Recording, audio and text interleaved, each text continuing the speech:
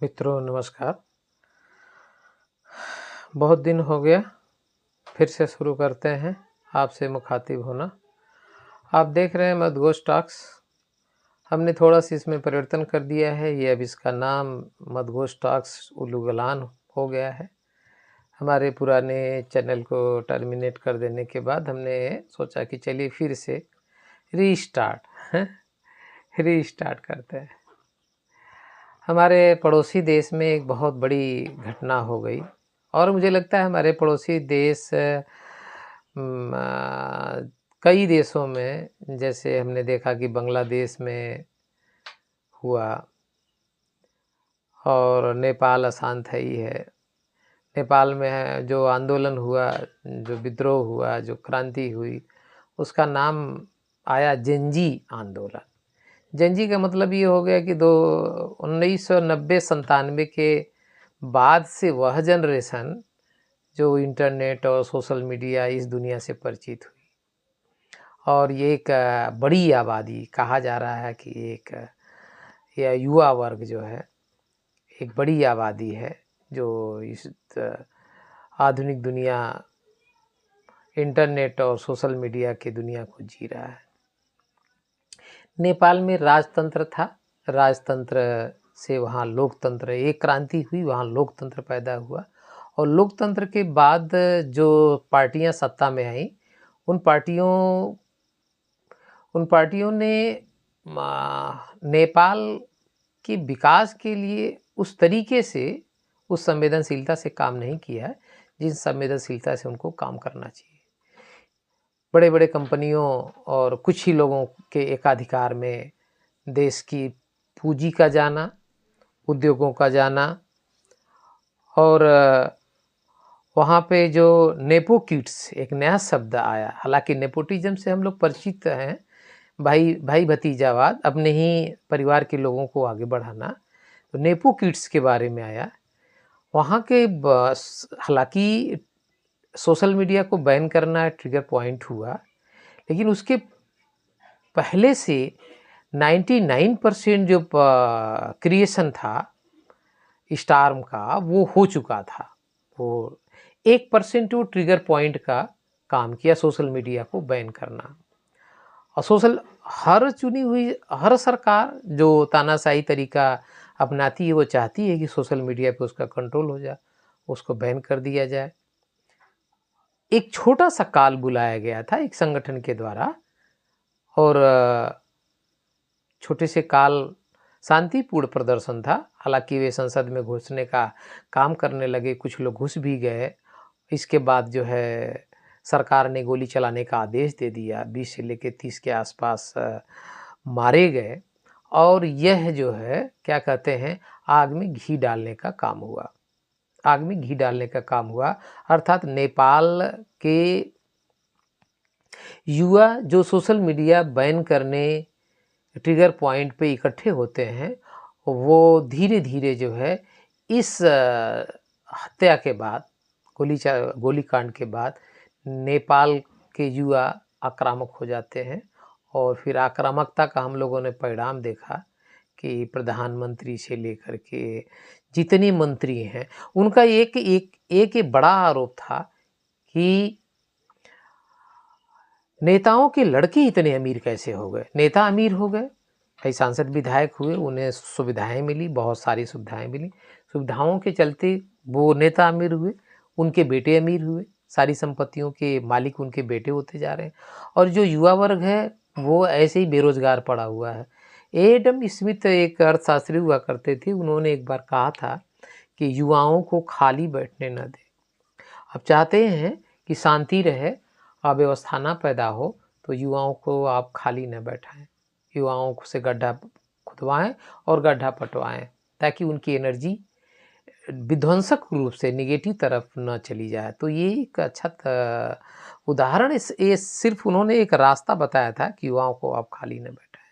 लेकिन सरकारें जो हैं इस तरीके का, राजतंत्र के बाद जनतंत्र आया, सत्ता का तंत्र, लोकतंत्र आया, जनता का शासन आया। लेकिन जनता के शासन में क्या होता है, सारी क्रांतियां फेल क्यों हो जाती हैं। एक बड़ी समस्या है, एक बड़ी चुनौती है, सारी क्रांतियां फेल हो जाती हैं। तो क्रांतियों के बाद क्रांति करने वाले और लोग होते हैं, और फिर जैसे ही वो स्पेस खाली होता है, उसको कब्जा करने वाले जो गिद्ध दृष्टि बनाए हुए बैठे रहते हैं, वो और होते हैं, वो तुरंत सत्ता पे काबिज हो जाते हैं। जैसे हमने देखा फ्रेंच रिवॉल्यूशन हुआ 1789 को, तो उस रिवॉल्यूशन 14 जुलाई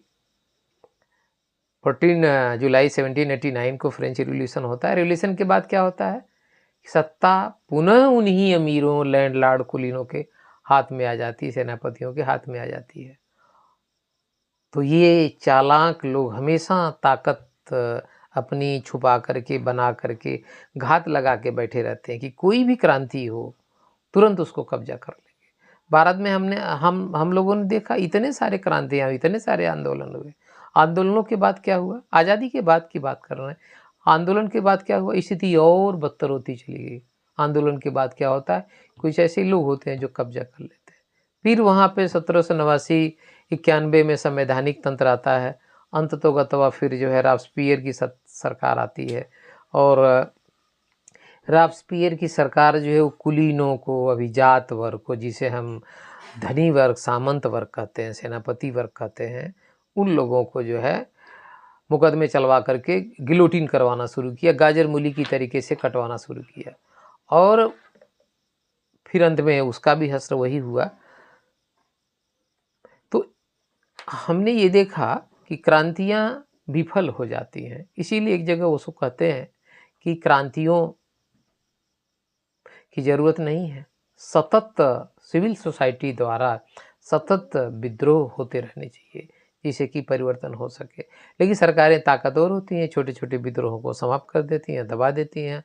आप विद्रोह करेंगे, या तो सिविल सोसाइटी जैसा व्यक्तित्व संवेदनशीलता सत्ता में हो, जो कि उन सारी चीज़ों को महसूस कर सके, नहीं तो अंतों तो क्या होता है, छोटे छोटे जो धरना प्रदर्शन, छोटे छोटे विद्रोह, हालांकि जरूरी नहीं कि हर धरना प्रदर्शन सही एस्पेक्ट से ही हो, सही उद्देश्य से ही हो, लेकिन फिर भी उनको, उन छोटे छोटे विद्रोहों को कुचलना आसान होता है, जनता के छोटे आंदोलनों को दबा दिया जाता है। इसीलिए ये भीषण जो आंदोलन होता है, जरूरी नहीं है कि जिस उद्देश्य से शुरू किया गया था उसी उद्देश्य को लेकर के वो आगे चले। फिर पता चला कि कोई धार्मिक समूह कब्जा कर लेगा, जो जनतंत्र पैदा हुआ था, कोई धार्मिक समूह कब्जा कर लिया, किसी और तरीके से लोगों ने कब्जा कर लिया। लेकिन हमने नेपाल में देखा कि उसके बाद जेनजी के जो समूह के लोग थे, और सेना के जो प्रतिनिधि थे, उनके बीच में जो वार्तालाप होती है, और हालांकि एक वर्चस्ववादी, वहाँ सामाजिक विभाजन भी बड़े पैमाने पर है। सत्ता का जो ताकत, सत्ता का सुख है, वह समाज के कुछ अपर समूह तक ही सीमित है। उन्हीं के हाथ में पूरी ताकत है। न्यायपालिका से लेकर के बड़ी बड़ी जितनी नौकरियां हैं वो भी उन्हीं के कब्जे में है। तो यह भी एक बड़ी त्रासदी है किसी भी समाज के लिए, कि पूरी जो लाभ है, पूरा जो लाभ है, पूरी क्रीम है, वो समाज का जो अपर तबका है, जो ज़्यादा संपन्न है, धनी है, घुमा फिरा करके वही अपना सारा सत्ता का, सारे पदों का लाभ लेता रहे, जुडिशरी से लेकर के कार्यपालिका से लेकर के तमाम सारी चीज़ों में। तो वहाँ एक बहुत ही हम कहेंगे एक सही निर्णय लिया गया, और नेपाल अंततोगत्वा नेपाल की पूर्व सुप्रीम कोर्ट की पूर्व न्यायाधीश कार्की महोदया, कार्की जी को, तो एक बहुत विद्वान और बहुत ईमानदार और बड़े हार्ड डिसीजन उन्होंने अपने लाइफ में लिया था सुप्रीम कोर्ट की चीफ जस्टिस रहते हुए। अंततोगत्वा उनको अंतरिम चुना गया। हालांकि उन्होंने कहा कि मैं सिर्फ अंतरिम हूँ, चुनाव कराने के बाद मैं यहाँ से विदा हो जाऊँगी, हट जाऊँगी। हाँ, उनके जो डिसीजंस आ रहे हैं उनसे हम ये कि जितने भी जेनजी के जो युवा मारे गए हैं, 30 या 20 युवा मारे गए हैं, उनको उन्होंने शहीद घोषित किया, शहीद का दर्जा दिया, जिससे कि है भविष्य में उन्हें, उन परिवारों को आर्थिक लाभ और सम्मान भी समाज में प्राप्त हो सके। तो मुझे लगता है कि हर देश को सीखना चाहिए इन सारी चीज़ों से। स्वस्थ कंपटीशन की ज़रूरत है किसी भी क्षेत्र में। हमने देखा कि नेट की दुनिया में, कम्युनिकेशन की दुनिया में ये जो इतना availability of network, availability of products हुआ है, ये सिर्फ इसीलिए हो पाया कि यहाँ बड़े पैमाने पे कंपटीशन, वर्ल्ड के तमाम सारी कंपनियों को कंपटीशन दिया गया है। तो युवाओं को बेरोजगार रखना देश के लिए एक बड़ा खतरा है। किसी भी सरकार को सोचना चाहिए, विचार करना चाहिए। जिस देश का लाखों लाखों युवा बेरोजगार हो, तो देश की शांति के लिए वो खतरा है। निश्चित रूप से सरकारों को उस पर विचार करना है। सरकार कोई भी हो, सारी सरकार हमारी है, सरकारों को उस पर विचार करना चाहिए। और इस तरीके की, हालांकि कोरोना के बाद एक नई दुनिया क्रिएट हुई है जिसे हम एआई और टेक्नोलॉजी की दुनिया कह रहे हैं, जहाँ पे सारे वो वर्ल्ड के तमाम देशों में रोज़गार जा रहे हैं। हो सकता है एआई के बाद जैसे कंप्यूटर से डर पैदा हुआ था, लोगों का रोज़गार गया, लेकिन कंप्यूटर ने एक लार्ज स्केल पे शुरू किया, रोज़गार उपलब्ध करवाना शुरू किया। ऐसा हो सकता है भविष्य में। हालांकि सारे जो पोस्ट है, सारे कार्य हैं, एआई द्वारा रिप्लेस नहीं किया सकता है। हाँ, ये है कि जितने टॉप लेवल के जो पद हैं जहाँ पे एआई रिप्लेस कर रहा है, तो खतरा हो सकता है भविष्य में एआई बहुत सारे जॉब को क्रिएट भी करे। हम तो आशा और उम्मीद की बात करेंगे, पॉजिटिव बात करेंगे।